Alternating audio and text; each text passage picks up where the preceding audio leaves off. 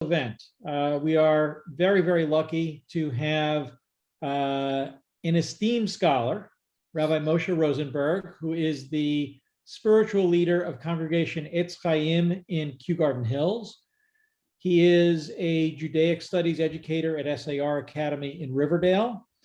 And he's written on religion, on ethics, on Jewish law in Tablet Magazine, in The Forward, in Jewish Week, in the Los Angeles Jewish Journal, and the Journal of Halacha and Contemporary Society, among other national publications. And he has written a bunch of interesting Haggadot and other things using pop culture. He's done, for those who are Harry Potter's fans, the Hogwarts Haggadah. If you're so inclined, instead of looking at Pesach and looking at Purim, he did the Muggle Megillah. And he's written other books kind of using Harry Potter or the Harry Potter universe as a way to think about morality and bigger ideas in Judaism.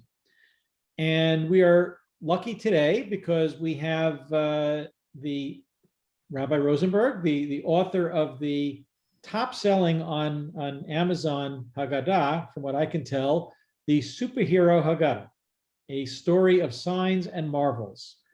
And what Rabbi Rosenberg has done here is basically taken the Haggadah and applied it in a very interesting way against the Marvel comic universe of films.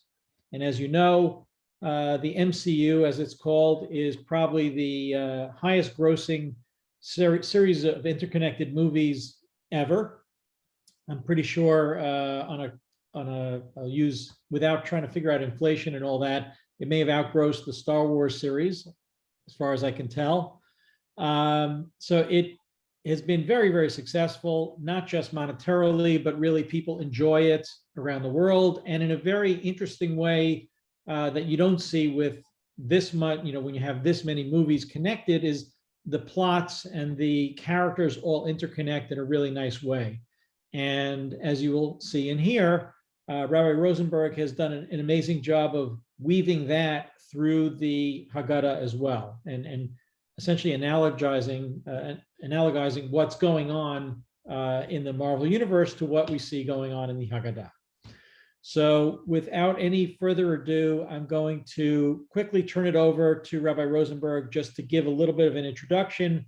Then I'm going to kind of ask him a few questions myself, and then I think it would be nice if we opened it up and let anyone else who has burning questions to address them as well. Well, to begin with, first of all, that was a wonderful, gracious introduction, and I appreciate it, and we'll try to live up to it. I feel like this is a sort of a homecoming because I grew up right across the park from you. You did need a visa in those days to get through the transverse. I didn't really stray very far from KJ, and so I am shocked to see, for example, Ruthie Shapiro here, all the way from the Upper East Side, and I am delighted to see people putting together so many different eras of my life, from Larry Cobrin, whose children I spoke to last night about his granddaughter who was in my class at SAR, and parent-teacher conferences were yesterday. So I feel like I've got the whole family covered over here, and I'm in the neighborhood here of the other set of grandparents, to the Sassoons whose daughter was my Talmidah at SAR, and people who accidentally found out from my neighborhood. I didn't want to be matriach them to come to an event or even to tune into an event, and here they are, and much more. So it's just so nice, and I consider this really to be an event that I'm doing. Sometimes there's chut avot, and sometimes there's chut banot. My daughter Sarah Meira has the privilege of working in your very, very unique congregation, and it's really because of her that I'm here. And if it's successful, it's because of the interviewer, who knows a lot more about this world of the MCU and way beyond than I do, and it's because of her and her programmatic skills. In fact, she's responsible for the subtitle of the Haggadah, because I was looking for, I was repeating myself, a Haggadah of signs and marvels. I knew I wanted marvel in the subtitle, and she gave me the word story, which fit beautifully. And she, of course, is also part of the editorial. She and her brother are the editorial and the publicity committee for this Haggadah. And that is one of the most delightful things about my writing about Harry Potter and Torah and now the superhero Haggadah, because it's been a family affair. It's been a project that my kids have become my partners, and I won't overstate it. It's impossible to overstate, but if I even try, they're going to come to me asking for a slice of the pie, and they'll expect to get paid. So I'm not even going to try. But meanwhile, this particular Haggadah was beyond everything else. It is an exercise in what Yeshiva University calls Torah Umada. It is also an exercise in therapy, because a couple of years ago, I got sick. I had prostate cancer, and thank God I'm looking sort of like into a clearing outside, bleeding out of the woods right now. And Baruch Hashem, things are going well. But it was some difficult times, and my kids wanted to cheer me up. So my son Yair and my daughter Sarah Meira, and then a couple of the younger ones, what they did was they put together a list of movies that they said I have to watch, and somehow they were all superhero movies. And to make sure I watched them, they sat down and they watched them with me. And believe me, I had never thought that I would find material to juxtapose to Torah in superhero movies. But as I watched them, I came to realize that these movies are not about special effects and weapons and heroes with augmented powers. They were really about human beings with the same problems that we have, and the same desire for a normal life and a sense of identity and an ability to fight through today and to have hope for tomorrow. There were so many things that came to my mind that I started writing them down. And eventually the list became long enough that I realized it really was possible. And I started to write. And I discovered that just as Harry Potter to me was not about magic, and every time they would ask me, isn't it kishuf?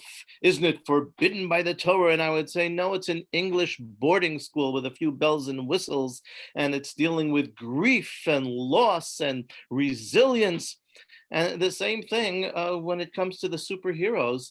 Each one has to fight their own demons and achieve shlemut. And once they have finally achieved shlemut as individuals, they have to unite together, because Thanos, the arch villain, represented division, and that's why in the Haggadah he's associated with Yachatz.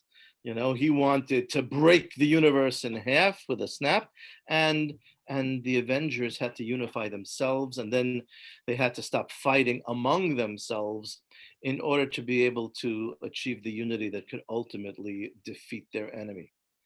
How's that for an intro? Ready for questions? So actually, you touched on something that just brought you, as you were speaking, and on that last point, it brought something to mind, which is the vast majority of the main heroes in the Marvel universe were actually created by Jews, created or co-created. Stan Lee being the principal writer who created these heroes, and his most frequent and most productive collaborator, Jack Kirby, who was Jewish as well, was probably, frankly, more Jewishly connected than Stan Lee, certainly a lot more, created the vast majority of the Marvel universe. But the villain of the story, Thanos, was actually created by Jim Starlin, who was not Jewish. So I'll throw in that as a good justification as well, if anyone was looking for it. So I was actually curious when I was reading through this, and by the way, I did confirm it is listed on Amazon as #1 in terms of the religion and spirituality graphic novels, which may be its own small subcategory, but you are #1. It's #2 actually in Haggadot, right? Oh, that's even better. Okay. The only one that's doing better right now is the 30-minute Haggadah. So my son says next year we have to write the 15-minute Haggadah. Okay. That's I think that's stealing a joke from the movie Something About Mary, but we'll get into that at some other time. So I actually, when I was reading through this, I was curious as to what brought you to this specific topic. So obviously you've mined the Harry Potter universe very well. Was it that Sarah is a big Marvel fan and she inspired you, or what particularly drew you to say, okay, this is what I'm going to do, and it actually works out? And this is one of the things that really I appreciated when I was reading through the Haggadah, is that you really did a great job of tying together a lot of the themes in the Haggadah with a lot of the themes in the movies. Mm-hmm. So as I mentioned, much of the inspiration was from watching the movies, being forced, I must say, to watch the movies with my children during my You loved it. I don't fight with my children in public. We'll pick this up on Shabbos. So actually, there was one other chapter in the development of this idea, and that was when SAR ran an auction and teachers volunteered prizes. Oh, you get to make the announcements instead of the principal. You get to eat lunch with this or that popular teacher. So I said, if you buy my prize, I will write a Harry Potter story, and I'll put your child in Hogwarts in the story. And the family that bought that prize, that bid for it and won, they had a young man who was in the middle school, and I went over to him and I said, I want you to like this story, so I want to put in stuff that you're interested in. What are you interested in? And he said, superheroes. So, oh, wait a second. So I have to have a superhero and this kid, and all in Hogwarts together, and it has to somehow make sense. So I went home and I asked my kids, which superhero should I use and what should I watch to find out something about him? They said, well, the one with the best development, they said, is Iron Man. So I started watching Iron Man movies, and I ended up writing Harry Potter and the Ally of Iron, in which I placed that young man and Iron Man in Hogwarts during a number of instances within the 7 books.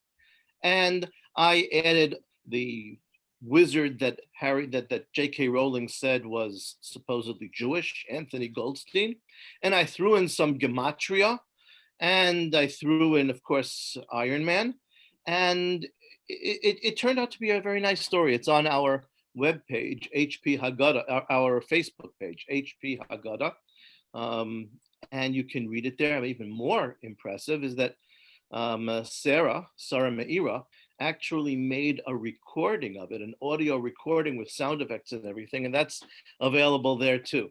So I was primed with Iron Man, and then my kids force-fed me the rest of the MCU, the Marvel Cinematic Universe, and between the two of them, I was forced to think about these characters, because, you know, I didn't want to think of myself as somebody who just likes to watch movies with a lot of violence and special effects, although I might be. And when I thought about it, these parallels occurred to me. And when there were enough of them, I just started writing. And thank God, what the result seems to be appealing to a good number of people. And hopefully, somebody just wrote in a comment on a Facebook thread. She used to be a member of my shul, and she was widowed a few years ago. And she said, I bought your Haggadah, and it's going to take some of the sting out of a very lonely Pesach. And I said, you made my day. I said, thank you for being with me, and and making my Seder. So that was, like worth everything. Sometimes you'll get a letter that will tell you that you actually hit home in what you were trying to do. really nice. I will say also another thing that comes through when you read through the Haggadah is that it's personal in that it has, what you were talking about before about, going through your own health issue and that giving you essentially the opportunity to look to see the movies and think about them. But also you bring in comments from your students, and I actually like that a lot. It personalizes it and grounds it in a very nice way. So just another touch that's in it that I personally appreciated a lot. Thank you. I try to ask them questions that aren't such giveaways, but have to do with the themes of the parallels that I'm writing about. And sometimes they will tell you unbelievable things. Like I'll ask about something that you've lost and you never thought you could get over, but it's getting better now. And somebody talked about, I expected them to write, I lost my phone, and this girl who is in my class this year and having a bat mitzvah wrote about losing her great grandfather with whom she was so close. And one of my students, I asked, what is something that on the surface looks bad but can really be good? And one kid wrote ADHD that he has. Another kid wrote perfectionism. And suddenly, there's a lot of, silly answers, but when you sift them through, you come up with some amazingly sensitive and astute answers. The other thing that that I really appreciated in it, or I thought was very creative, were the analogies you were making between elements of the Haggadah and elements of the movies. And in classic fashion, each one has its own special spoiler alerts. So which movies you're that was also Sarah Meira's idea. That's good. I like it. Where credit is due.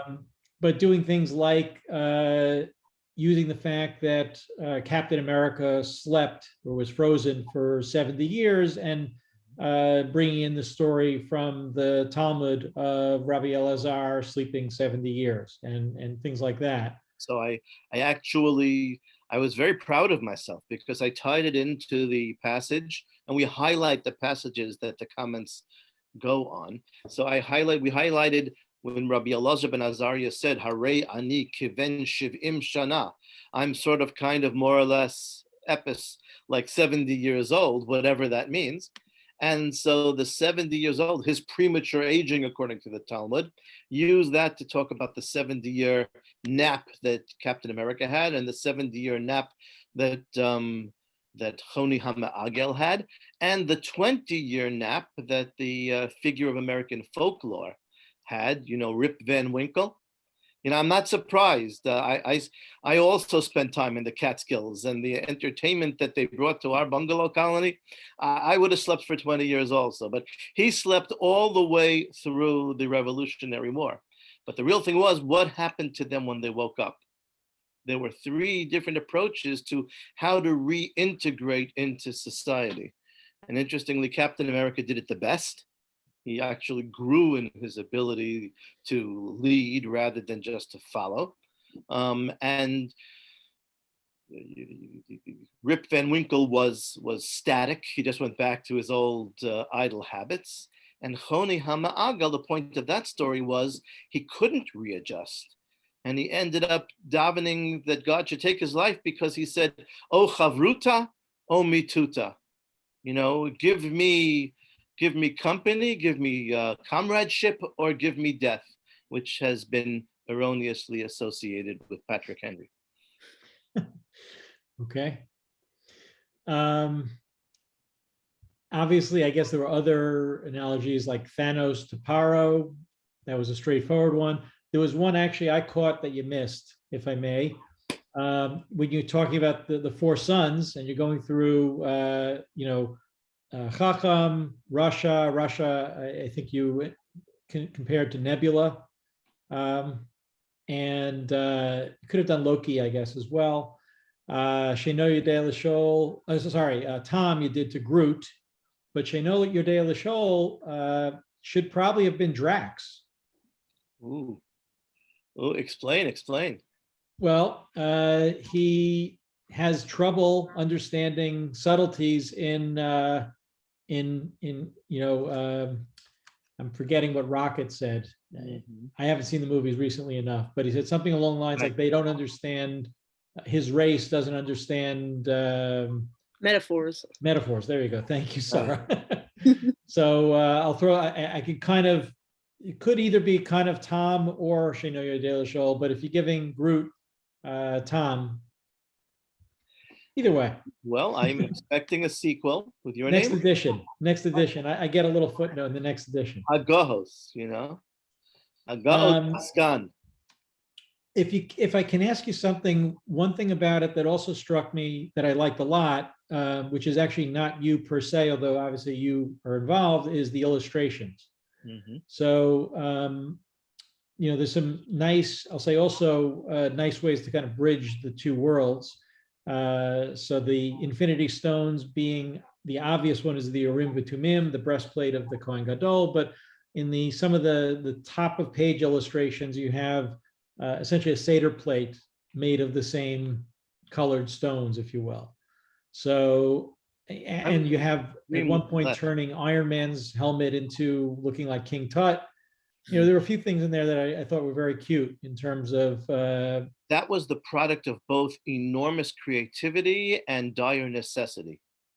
The creativity is that I was blessed to find an illustrator, graphic designer named Aviva Shur, and it was her beautiful work which made the Hogwarts Haggadah a success, and the Muggle Megillah. But here she truly outdid herself, and she had to, because everything concerning these heroes, these Avengers, is copyrighted. When it came to Harry Potter, you can put in some generic magical stuff, a cauldron, clip art, a broom, a wand.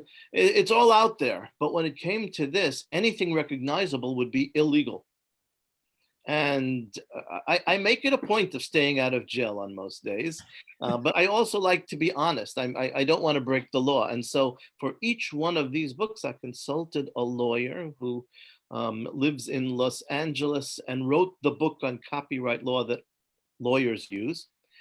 And he was extremely generous with his time and his wisdom. And in this particular case, he explained to me that if I'll take the character and I add elements of Judaism in the illustration itself, not just next to it, but as part of the illustration, it'll be clear that I'm not trying to steal what others own. And so therefore I came up with certain ideas and suggested them. And it was Aviva's creativity that made the whole comic book look. And she created those logos on top, which are so clever. I had to have some of it explained to me. I'm saying but wait a second, is that supposed to look like a kos also? Yup, it's supposed to look like a kos also. And those colors, it's not just the color, it's the stones. Yup. So it was very, very clever. But there was one other aspect to the pictures, to the drawings, that I'm exceedingly happy about. As I was describing the process to my 7th grade students, they said, "You want pictures of superheroes? Nobody draws superheroes like Mo." Mo was my student in 5th grade. Spent a good deal of 5th grade drawing pictures during my classes. And he's amazing. He's one of a kind. He had his bar mitzvah this past Saturday night. His entire family is in quarantine now. He just tested, somebody there tested positive, and they're being such good sports. But in his bar mitzvah speech, he mentioned that everybody should go out and buy this Haggadah, because I went to him and I said, "Could you draw me a couple of things?" And his are such remarkable drawings. And here is a 7th grader who is discovering that he can follow his passion and make money from it. I didn't deal directly with him. I dealt with him and everything with his parents. And I tried not to let him sell himself short. And if you have a look, I can show you, but I think you'll see in some of the publicity, his pictures, his drawings are very impressive.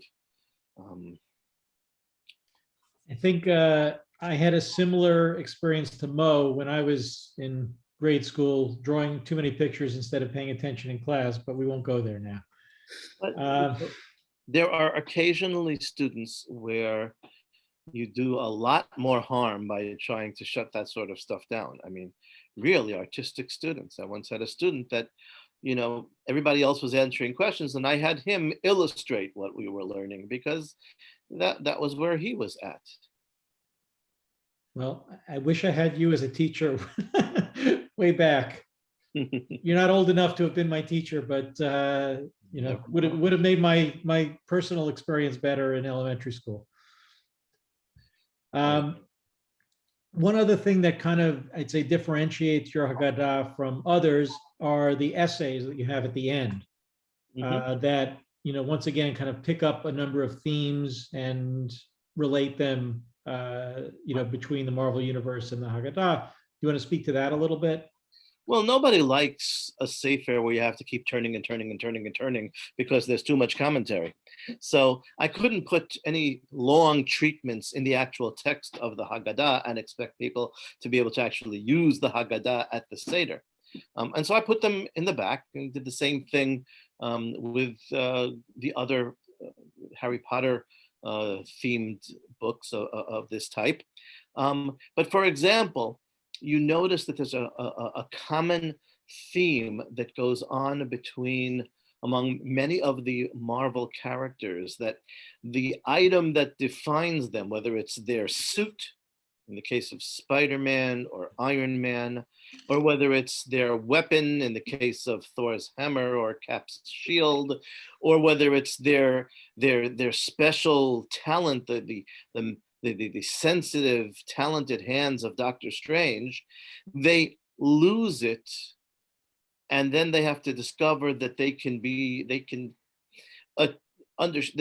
themselves, and they can appreciate themselves and find their identity without it before they can get it back, whether in the same form or a different form. And that theme is taken to its peak when Spider-Man is given a special costume, a special suit by Tony Stark, by Iron Man, and then Tony Stark takes it back from him. And Spider-Man says, Peter Parker says, but I'm nothing without the suit. And he says, if you're nothing without the suit, then you shouldn't be wearing it. And he discovered the same thing when he lost his suit, Iron Man, and until he got it back.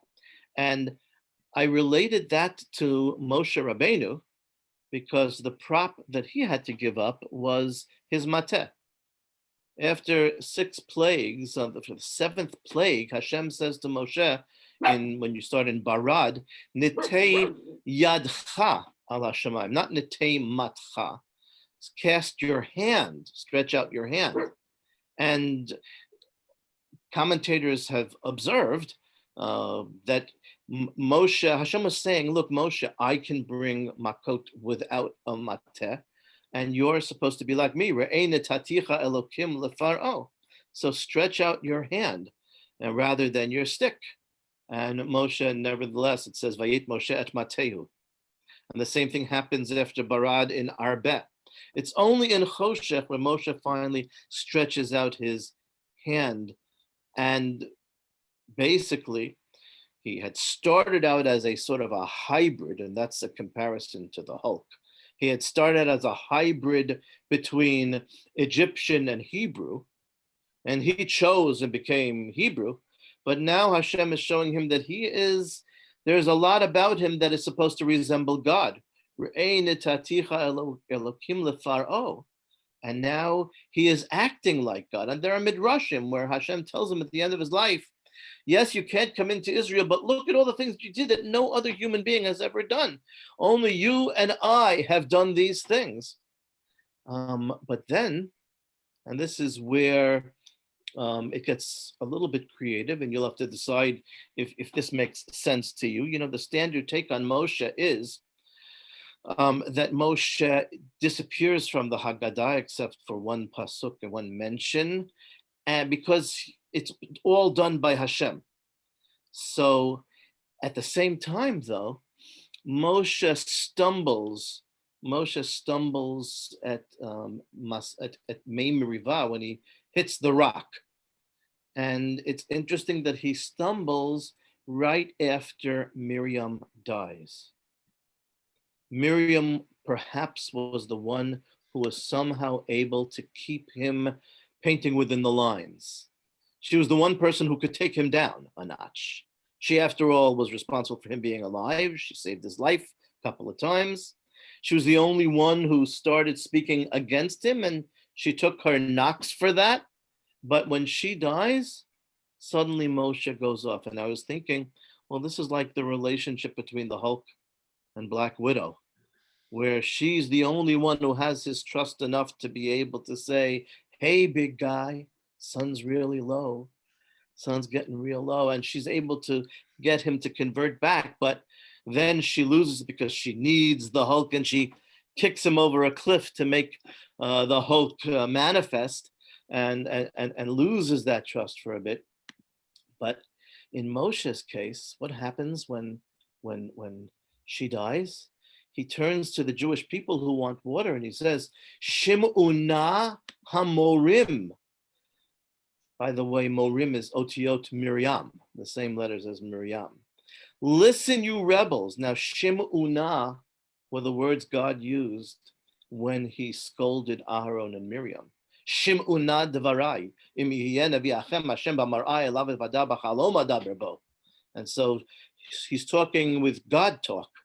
And then he continues, Shim'una hamorim, hamin hasela hazen otzi lachem mayim. Hamin, where's that from? That's hamin ha'etz asher tziviticha levilti achol mimeno achalta. Did you eat from the tree, God says to Adam and Chava? So suddenly Moshe is kind of getting lost in the part.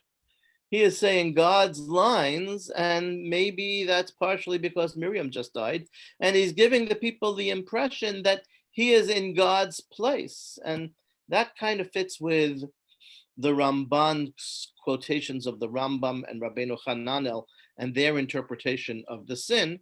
But for the full treatment, take a look in the Haggadah and see if you agree. I don't claim that this has to be truth, but I do claim that my interpretations of both the MCU and of Torah, that it's each one has to be real and has to, those who like the MCU should feel that they've learned something. Those who like Torah should feel that what I have written is Torah, because it is, in my opinion, both of those. And the idea of uniting them is to say that when you are dealing with what you read, which has elements of humanity and nobility in it, and then when you juxtapose it to Torah, you'll understand the Torah better. Most people need something like that. Not everybody. Most people need something like that to deepen their Torah. And the Torah obviously can certainly deepen how we understand anything else. Great. Sound wonderful. I know we have a lot of people on the line here, and I'm wondering if any of them have any questions. What would be ideal, just to keep things orderly, is on the bottom of your Zoom screen, there's a little reactions button that if you click on that, you'll see a thing that says raise your hand. I'm going to demonstrate it on mine. A little hand comes up on the screen. If you have a question, please just raise your hand and we'll call on you and unmute you and do it that way. So I'm wondering if you have a question for Rabbi Rosenberg or for me, we're happy to answer them. I do appreciate that you have been concealing your erudition and your encyclopedic knowledge, and you've limited yourself to the paintings behind you and at your side to just hint, Efes katsehu tir'eh, v'chulo lo tir'eh, because I make no claim to expertise in the world of comics or the TV shows. I limited myself to these 23 movies in the Infinity Saga, and I leave enormous space for others to make their contributions, and I hope that they will. Well, whenever anyone tackles any topic, obviously you're not going to look at the entirety of it. You picked your own corner and you did a great job of it. So that's great. I am, yeah, I see Bonnie has a question. okay. So I am proud to say my copy arrived, but of course I didn't want to read it in advance of the Haggadah, but I did skim a little and I had a question because the first place I went was to the 4 questions. And it doesn't look like you wrote about that part, or did I miss that? I'm afraid you missed it, but I did write about something very much related to it in the, I certainly wrote about the 4 sons, and in the back I taught an Yes. essay about mentorship. I mean, the 4 questions is all about passing it on and being a mentor, and that's the order of the night. So you could say that the overall theme was too long, so it found its way into the essays. Okay, I'll read the essays. Okay. And do you profile, there's a debate going on. Michael, you can answer this, I'm sure. Wonder Woman. I thought she was a Marvel comic. No, she's DC. But at the same time, I was limiting myself to those 23 Infinity Stones that had to do with those stones and Thanos, and Okay. it goes from Iron Man 1 all the way to Spider-Man Far From Home. That's you got to draw a line somewhere. Somebody is actually asking me privately whether I could show some pages of the drawings from the book. So I do have some slides. I'm glad I thought to put them here. So I'm just, they're not from this. Some you'll see are mainly text with the emblems, and occasionally you'll have more than that. So you see these emblems on the top. Oh, I didn't share, did I? I did this all without sharing. So I'm going to go back and share first. Here we go.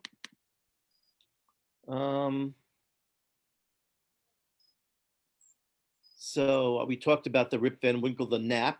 So this was that essay. These are the spoilers that were being referred to before. This is how the words for the commentary are highlighted. These are the emblems on top. This is the one with the Infinity Stone Ka'ara. I was particularly proud of this. This was my idea, Thor's hammer, with the abbreviation of the Makot. This is a sign for radiation, and okay, we purposely took out, we were doing a lot more with 4s, but then we didn't want to give the people the impression that we were doing the Fantastic Four, all of them. We only have the Hulk. And so we cooled The it. Hulk is not a Fantastic Four. Okay. I stand corrected. Have your matzah, and well, I'm not gonna tell you what that's about, but it's a nice essay. Okay. This was me when I was watching the movies. This is one of my students' drawings. And as you can see, hey, go back, there you are. It's got a Magen David here and here, but it's also, his weapon is a menorah with the tail connected to the hammer of Thor. So you can see it's the Jewish aspects are integrated within it. It's not just 2 separate things next to each other. This is the idea of the Ka'ara, representing our time travel on the night of Pesach, where we retrieve these 6 items and what they represent. This is his drawing of Thanos, not Thanos, the villain and Yachatz. Villains represent division, and the Avengers were uniting. This is where the students answered questions. I asked them, who are today's superheroes? And of course, many of them said the medical professionals and those who have been risking their lives. And that's actually the dedication of the Haggadah. There's an additional dedication as well. this is a Haggadah that I told people I wasn't going to write. Although I think there is potential, because I think that this would include a good, for those people who don't like to say the entire Haggadah, we could call this the skipper's Haggadah. Okay, and this is what makes me think about the lawyer who was kind enough to speak with me. And these were this is the girl who lost her great-grandfather. What object makes you feel the most powerful? My Siddur, or my phone, or a book. And so those are a few. There's a lot more, but I hope that will whet your appetite. So would the Gilligan's Island one, though, would be a 3-hour tour. So that would not necessarily be a short Haggadah. It would not, maybe it would be the 3-hour Seder, Which is actually, yeah, that's actually pretty good. Would not sell very well. I was thinking of also doing the fugitive Haggadah. You put the fugitive Haggadah on the beds of people who disappear after Shulchan Orech because they go to lie down and they never show up at the table anymore. I was, in fact, there were a few others. I was thinking of doing the SNL Haggadah, the Saturday Night Live Haggadah, where I thought that would probably appeal to only half of my readership. I'm guessing the Jewish half. I actually thought of doing the Seth Meyers Haggadah. I would take out all the spaces between the words, and I'd use a very small font in order to be able to emphasize the way he speaks. In any event, there are a lot of Haggadahs that one could write, but a few I have to leave for other people. Okay, I see that Irv Galler has a question. Okay. First of all, let me compliment you for the thorough job that you did, and it's something truly unique, and I can't wait to check out my copy.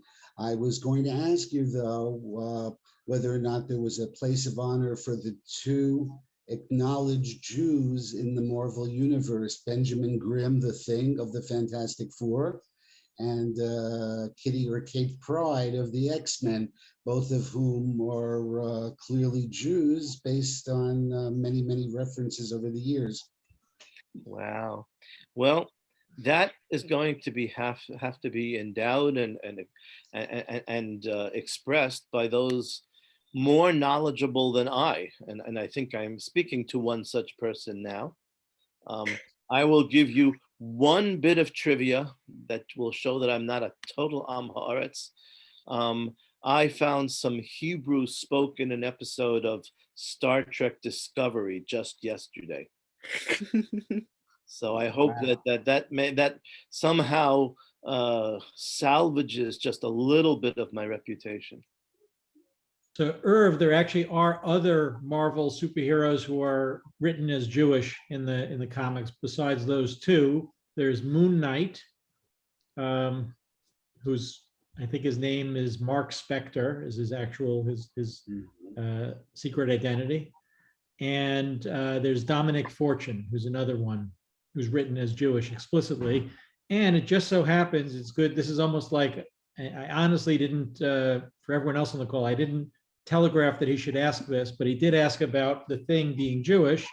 And it just so happens, right next to me, Benjamin J. Grimm from the Lower East Side. Right. So I have the original artwork for where the Thing is revealed to be Jewish because he's reading, he sees a dead body, or what he thinks is a dead body. And I'll close up if I can. I don't know if it's going to work.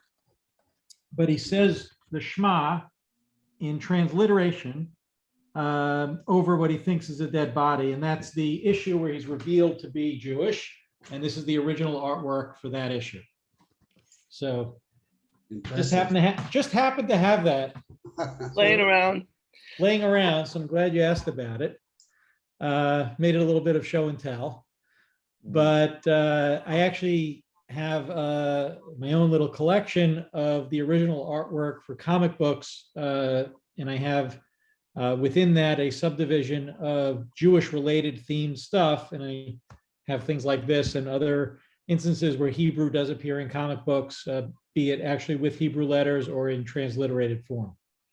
Well, to answer a question that somebody asked me privately over here, we are thinking of writing a sequel called Adventures with Amazon. Because this particular experience brought us face to face with some of the difficulties that publishing on Amazon can carry. Because the person asking says, Amazon only carries what appears to be an all Hebrew Haggadah. See, they wrote Hebrew edition, because anything that opens from right to left for them is a Hebrew edition. And so we're spending a lot of time explaining to people, no, the only thing Hebrew in this book is the text of the Haggadah, and every word is also translated into English. So don't be turned off by the words Hebrew edition. I'll repeat that if anybody wants me to. But besides that, they made a claim late last week. More than a week ago, the previous week, that we had some sort of technical font problem, which we didn't. And they shut us down. After 2 days of selling, they shut us down for a week. That's exactly when we needed to be building momentum. So we went from number 1 in Haggadot to number 32 in that week. And I was like, I don't have enough hair to have been tearing it out, but believe me, that's what I would have been doing. And we just got reinstated, and they admitted their error. We got reinstated on Friday. And so from Friday until now, we've gone from 32 to number 2. And so Baruch Hashem, everything happens for a reason. And the good thing is it's under Amazon Prime, so people can get it certainly in time without any problem. It comes very quickly. Unlike author copies, I ordered author copies the very first day, and they're still not here because they take much, much longer. So if you ever are an author of the sequel to this, remember that, order in plenty of time. Okay, so we have time for any remaining questions, if anyone does have. I don't see any hands. I think we may have, as the rabbi pointed out, we may have geeked people out a little bit too much. Starting So their I apologize. Well, I am delighted to be able to talk Torah and MCU with such a wonderful, appreciative audience, and it is I who should be thanking you. No, we really want to thank you. And I actually want to really also thank Sarah, because she is literally the bridge. Just as your book bridged the Haggadah with the MCU, Sarah bridged you with us for today. And I'm so glad that we have her as part of the Shearith Israel family, and you by extension, and everyone else on this call. So I really want to thank everyone for joining us tonight. I hope you. Wait, I see a hand. Someone has raised their hand. Oh, I see Lori. Okay, so before I close, I got a hand. Lori, you have a question? She may be muted and we can't hear. Yeah, I needed to unmute. Thank you. Do you have plans for superheroes with women characters? Well, I do have women characters in this one. Granted that the Marvel superheroes are skewed towards the male, but there certainly is Black Widow, and there certainly is, ultimately the daughters of Thanos turned against him. I don't know how you would classify them. It's not enough, but that's the material that I had to work with. I would ask Stan Lee, but he's currently answering to a higher authority. I do want to take this opportunity to be able to second your your words of praise of my daughter, because this is one of the only opportunities that I'll have to compliment her where she won't deflect it and manage to deftly put herself down. And so her contribution to this and to my recovery and to our family is impossible to overstate. Wonderful note to end on. So thank you very much again. I hope everyone enjoyed this program, and I do encourage everyone, please, to order the book. It is, as I said, on Amazon. Most people have Amazon accounts, it's the easiest way to buy things. I'm sure it's on other outlets as well. But, it will also be in stores. If it isn't already, it will be this week. So if you're venturing out into stores, then head to your nearest Barnes & Noble and grab one. But if not, you can do it right after this call on Amazon. I've ordered mine, and you should have yours. It's a great thing. It's fun. It's a good read.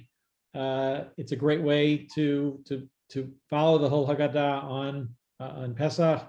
And I do really recommend it highly. But and there's a really neat Chad Gadya.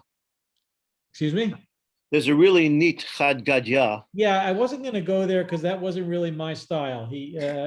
Rabbi Rosenberg wrote a Marvel Haggadah, or at least a Marvel thing that you sing to the tune of Haggadah. I think it's amazing. It's one of my favorite parts, but the rest of the Haggadah is I also was unsure about it, but the first person who reviewed it on Amazon loved it. So hey, who am I to disagree? Okay, to each their own. Also, there is a preview, and I won't tell you what it is, and it was Sarah Meira's idea, a preview of a possible next Haggadah in this one, but I will not say You more. mean the Groot Haggadah? Ah, My spoilers. lips are sealed. Okay, spoiler alert. We're closing it up, although I see a hand from Mordechai Nadaf. So he's ruining my ending here, but that's fine. He wants do you to have, be do you have a recording. quick question? Because we're running out of time.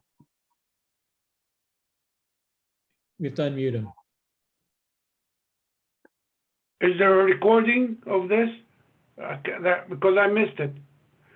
Okay, so the synagogue is recording it, and I believe they will be made available in some form if you need it, I guess. And do me a favor, just please contact the synagogue's office. You'll find the email address on the website, and they can probably figure out how to get you some copy of this if you so desire.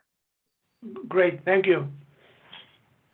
Okay, so with that, again, I'd like to thank everyone for connecting and staying with us. Actually, most people actually stayed almost till the end here. And a really special thanks for both Sarah Meira and her father, Rabbi Moshe Rosenberg, for arranging this thing tonight, and more importantly, for writing a really cute and interesting and fun Haggadah. So thank you all and have a good night. Okay, good night. Thank you.